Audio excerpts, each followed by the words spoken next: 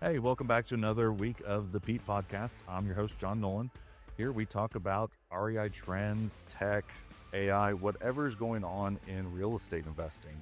And this week we have a special guest. I'm excited to have Jordan on here. Jordan is I should have confirmed first, you're the chairman of SmrtPhone, correct? Founded? I am the chairman. I'm a co-founder. I was the CEO for 9 years. Now I'm the chairman.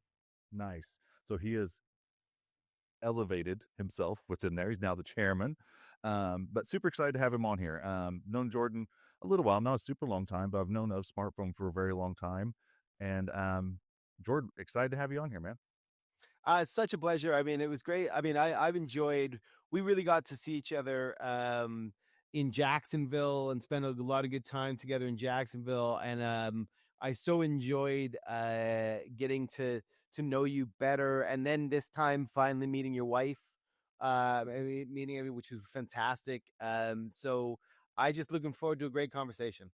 We share a lot, you and I. We do.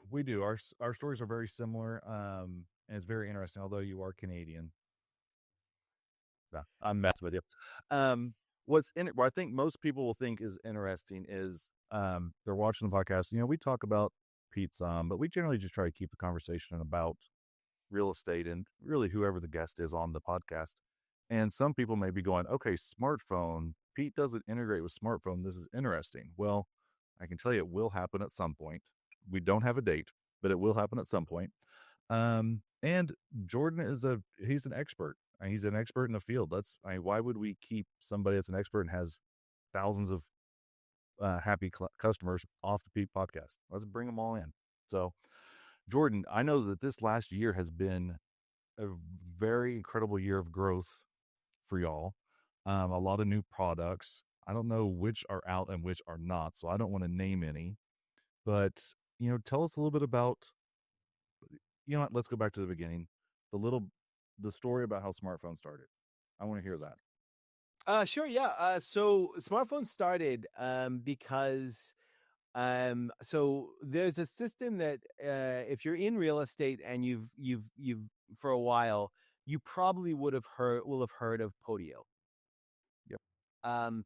You'll either have gone, oh yeah, I used to use Podio, or oh, I still use Podio, or fucking Podio. You're gonna shake your eye and go, which is how yeah, that's fair enough. And you know what? I'm never gonna be that guy because my life changed for the better because of Podio, and it still does in many ways. And I'm very integrated into their ecosystem as well as others. But it started because of Podio, because back in the day, I had a company that was building custom systems inside of Podio for people. Okay.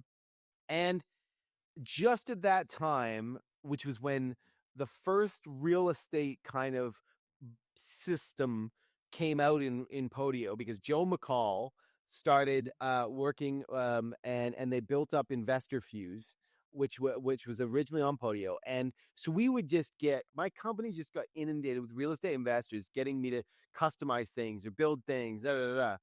And at the same time, my co-founders, who had a very technical background, were doing the same thing, and they're doing a lot in Podio themselves. And we just happened. I had a pretty good ability at creating, putting myself in positions to be seen in communities. Okay. So I became kind of a lead partner in the Podio community. And so my business partner said to Podio, "Hey, can you introduce us?" We got to talking, and they said, we should do something together. You got all this sales and marketing capabilities. We got technical capabilities. And I said, I have an idea for a phone system. And Vlad, who was one of my co-founders, Vlad and Alex were my co-founders. Vlad said, I can build that. He was the technical guy. And we'd never met each other. This was a Skype call. And back then, yeah, dates it. And we shook hands virtually. We only met each other when we were ready to launch the product. And it just was the perfect storm.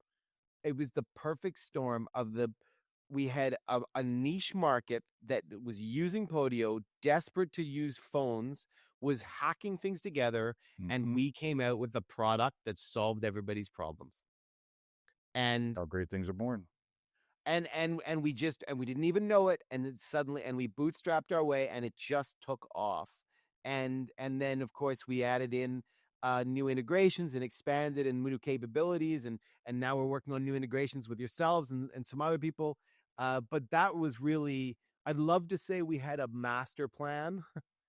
We Yeah. didn't, but we did know. We were like, we see a phone system would work here, and it did. Yeah, and it was huge because I mean, I saw Podio, I know Podio. I was never a primary Podio person. I use some other things. But having an integration with the phone system is huge. Having it be completely separate, not trying to trash any competitors, but having it completely separate is such a pain. Um, I know most investors when I started out, as y'all were growing, there was another main phone system that people used, and it was cl- clunky. Stuff didn't go. They'd be in their CRM, then they'd have to go somewhere else to make the phone call. And come on, that's technology should make things easier. Everything should be able to work together. So that's cool. I knew some of that story, but I didn't know all of it. Um, Now y'all are integrated with a dozen or so different CRMs or softwares, probably. Yeah, we got about a dozen at this point. Yeah. Nice. So pretty much, if you're using a CRM for real estate investing, most likely you're able to use smartphone. We're very soon. We're about to launch two new integrations. Then we've got your integration scheduled next, and then we've got another one that's knocked on our door and asked. And my view, like, to me, it's about choice in some ways as well, right? Like, and it was a great. You and I have had this conversation together. You guys have built a very robust, very good product, and you have integrated a lot of the capabilities that we have as well. Um, but actually, when you are allowing people to have a choice, and where they can go, actually, I want to use Pete, and I want to use smartphone, and there's some things that they like there, and or like some of our customers, when we add new integrations, I know that people move over and go, oh great, now I can use it with this, because it's, to me, it's about choice. It's about giving people the tools they feel the most comfortable with, and not trying to lock them away. We had this conversation before we started. I will name a name, High Level. Um, I don't like High Level very much, and we do integrate with them. But one of my problems with High Level is they try and lock people off from using other systems, and to me, that's disrespectful to the person. Yep. Well, I'd look at it a little bit same way, but a little bit different viewpoint of my before I was in real estate investing, I was in pharmacy software. So your mom and pop, your small town pharmacies. And one of the differences, I didn't own that company, but one of the differences about that company was it had went the same way. You could choose where, and this gets really nerdy, but where to adjudicate the insurance claims through. They're called switches. Well, most pharmacy softwares, you had to go through their specific partner. And we said, the owner of our company was like, why would I do that? Why would I lock somebody in? He was a pharmacist. He had been through that. And he was like, I may want to go through somebody else. And somebody may be more expensive. Somebody may be cheaper. Give people the option. And I've kind of taken that same approach. So it's huge.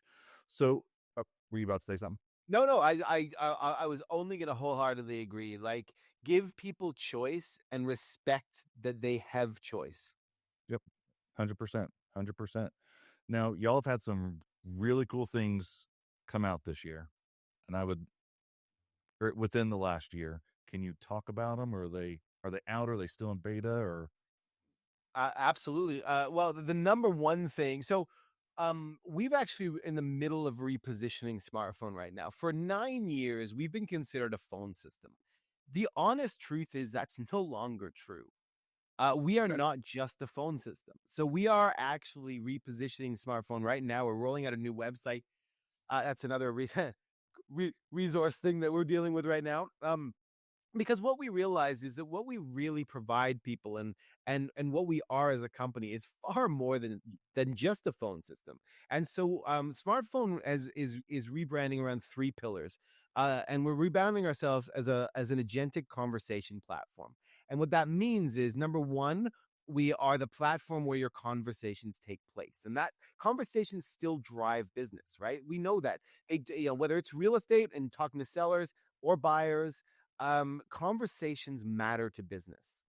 And so the conversation platform, we're adding in other streams of conversations. Not only do we have, calls, text, power dialing, video dialing, we're adding in email as well. We're adding in some other conversation management tools so that we have that platform, but we're twinning it with also AI agents. And much like yourself, but we've created a very robust telecom grade infrastructure for voice AI, and that's really that's a crucial part of the ability to scale voice AI, because voice is the hardest AI to do. And you know this Mhm. because you've done it. The voice is the hardest AI to do because you have to be able to have, I mean, table stakes are they've got to sound good and have no latency.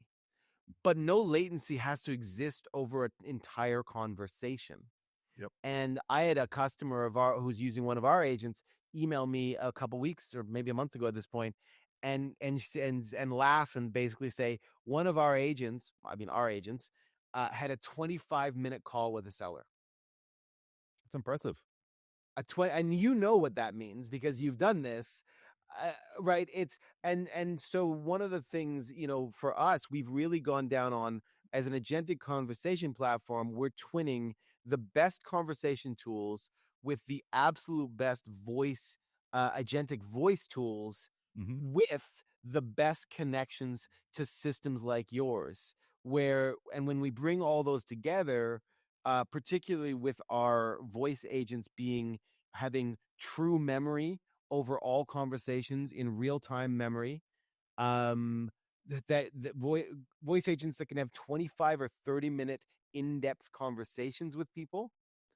Um, you bring all that together, and you've got a very powerful way of handling every type of conversation in your business, either voice agent or human, directly twinned with your CRM. And that's where we're focused on now.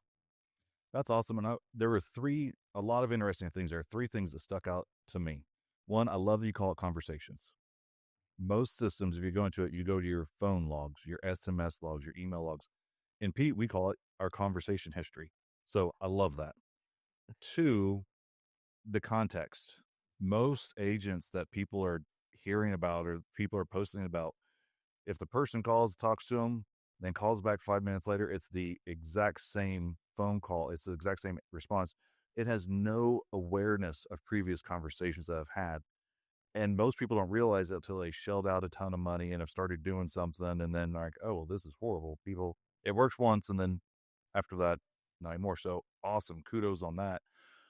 Third, for those who don't know what agentic means, would you say what agentic means? Well, yes. So when people think of AI, right, almost everybody, I would say it's changing right now. But when people say AI, they will think of ChatGPT. Mm-hmm. I would say for a long time, when people thought AI, they would go ChatGPT. Now people are going Claude, right? And now people are doing Claude. But the truth is, most people's experience of AI up until about right now has been LLM based AI, right? Has been AI that is not there to take action and do things. And when we talk about agentic AI, we are talking about uh, AI, artificial intelligence, but artificial intelligence that is created and designed in order to take action and Okay. execute work. And that's in fact, I was telling you earlier, I've written a book that's coming out in a month. Because what I had to do over the last 12 months as I was designing how our agents would be built, I had to really think deeply about what does it mean to have an agent working in your business? And most people, when they think of agents, even, they think about the agent doing a thing, right? Mm-hmm. And that's fine. That's good. But that's not how work happens in a business. When you have an employee who's really good at what they do, Mm-hmm. it doesn't do you any good if what they do doesn't go within the workflow of your business. Right. If you've got an employee who's working outside your business, no matter how productive they are, they're not helping you run your business. Right. And how most people have approached agentic AI, these agents that can do things now, whether that thing is make a call, talk to someone, send an email, or create a case, put a contract together, whatever it is to do things. Most people are obsessed with the act of doing as though that matters. But the act of doing doesn't matter if it doesn't live within how your business operates. And Makes sense. so the book, yeah, right. And so the book I wrote, because I had to go through this, is actually about understanding a framework for how you can reorganize your business around an understanding that you now have a business where work is going to be passed between AI and human and back and forth. Mm-hmm. And that's how people have to start thinking about this. And so when we talk about agentic AI, it is the step of AI which is actually able to produce work, to make decisions, and take action. Awesome. Thank you. That was a very, very good example and description of it. So, kind of building off of that, obviously, none of us have a crystal ball and can say exactly what AI is going to do. However, what do you see this doing for two things? One, call center industries, and two, people who negotiate in this specific space, acquisition managers negotiating properties. Do you think AI is going to come into that realm? Yes, 100%. I can train an AI agent right now that can probably negotiate better than anyone you're ever going to hire. Here's the problem. And actually, I'm gonna arrogantly say, and in my book, because I never get to say that, right? Come on, man. Like, You get to. You right? get to. You can't. I gotta do it. And in fact, I'll give you a link because the website for the book is laborarchitecture.ai. And the book's not ready yet. It's gonna be you, but you can put your basically note in that you want a copy when it's out there. But one of the to your exact point around negotiation. Um, in the book, I came up with a concept that I called bounded responsibility, and this is true for both humans and AI. Because in a normal office, say you've got 5 people in your real estate business right now, Mm-hmm. you're gonna think you have processes and SOPs. You're gonna be wrong. Because the truth of most businesses is we have processes that exist on shelves, but the Yep. humans make up for the shit of the process. Right? Like and it's like, oh yeah, that's fine, but actually Linda does this because it's quicker and da, da, da, right? And so The in a reality human, is that's the reality, right? Um right. and but there's a problem with that model. There's two problems with that model. Number one, it doesn't scale because as long as your processes aren't able to be bounded and executed properly, you cannot scale because Linda can only be in so many goddamn places at once, Right. and you have too many human elements. Things start to drift, and you see that when you scale a business. I've got 65 employees in my business. I know exactly what that feels like. But here's the second problem when it comes to AI. If you don't have a true notion of bounded responsibility for a role, AI can't make the human element. AI can't make up for shit processes without causing chaos. Now, the chaos that what happens in a human driven business is made up for by the humans compensating, right? Okay. John picks up the slack Mhm. from Amy's mistake. Sorry, Amy. God, Jesus, sorry, Amy. Oh, God. I should have said it the other way around. She's never going to speak to me next time I see her. Um, you know yourself. You compensate. Mhm. We as people we compensate. But with AI, if you don't give people if an AI agent a really good sense of a bounded responsibility, here's what you can do, here's what you can't do. Here are the walls that you are allowed to operate inside, and here's when you need to escalate and get help. Here's decisions you can make and decisions you can't make. Theoretically, humans need those boundaries too, but we compensate. But if you don't give that structure to an AI agent, you are going to find that AI agent is offered this guy 500,000 for his property because the guy wants it, and the guy's over the moon. So yes, AI is going to be able to do and close deals and negotiate, but it's going to require agents that are built on a principle of what I'm calling bounded responsibility, so that we are able to contain, guide, and escalate. Now, your other question was about call centers. They're Yeah. buggered. Call centers are How fucked. long? I'm How, sorry for honestly, with the only thing that's going to stop call centers being buggered right now, like we're already replacing some for some customers. We're building bespoke enterprise agents for some people. nice. Um, and that's only because we have the telecoms infrastructure, the memory, and all that. Once you have the telecoms infrastructure and the memory capabilities in play, honestly, you're going to be phasing out. I'd be surprised if call centers last another 2 years, particularly now that the current administration has made a push to onshore call centers. Mm-hmm. That's going to be the death of it, because nobody's going to be spending $45 an hour for a call center employee. No, no. And a lot of people, it's going to take some getting used to on the consumer side of calling and talking to an AI agent when they notice. Most people aren't even going to notice, but they're going to love, and this is going to, some people are going to roll their eyes at me. They're going to love when they don't hear an accent that they have to struggle to understand. In the Somebody can United speak, States, it's just the truth. yep. Somebody can speak perfect English, but if their accent is thick enough and somebody has to, it depends on what part of the country you're in, of course, as well. Where I'm at in Oklahoma, we're very homogenous. I mean, there's not a lot of Well, different you've traveled the world, so it also depends on how. It depends not just on area, but on, when you've traveled the world and worked, you're in the military, so you'll have traveled and worked with other cultures. You're probably pretty accepting of working with other Yeah. cultures because you've done it.